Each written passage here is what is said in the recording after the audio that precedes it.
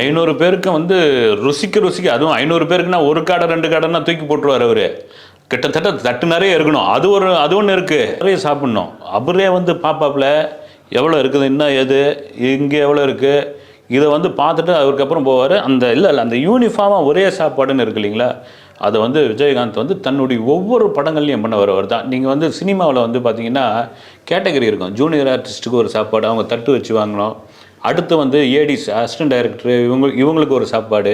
அப்புறம் வந்து இந்த மிஷின் இருப்பாங்களே முதன்மை டெக்னீஷியன், முதன்மை நடிகர்கள், அவங்களுக்கு ஒரு சாப்பாடு. அப்புறம் வந்து டைரக்டர், ஹீரோ ஹீரோயின்களாம் ஸ்டார் ஹோட்டல்லேருந்து கூட வரும். இப்போ சென்னை மாதிரியான இதுவில் இருந்தீங்கன்னா எனக்கு கன்னிமராவில் வேணும், இல்லைன்னா வந்து பார்க் ஷெரட்டானில் வேணும் அப்படின்னு அங்கேருந்து வர வச்சு கொடுப்பாங்க.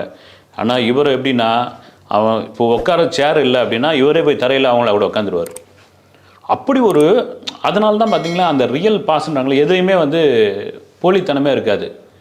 பார்த்துட்டு மிரண்டு போயிட்டோம் நான். அவ்வளோ இதுவும் கொடுத்து, அதாவது வந்து கேப்டனுடைய படம், விஜயகாந்தோடைய படம்னா துணை நடிகர்லேருந்து, டெக்னீஷியன்ஸ்லேருந்து, லைட்மேன்லேருந்து அவ்வளோ ஆர்வமாக வந்து அந்த படத்துக்கு வந்து ஆனால் எங்களை கூட்டுவாங்கன்னு. சம்பளம் அப்புறமா கூட இருக்கட்டும், என்னென்னா 3 வேளையும் சுவையான அருமையான உணவு கேரண்டி.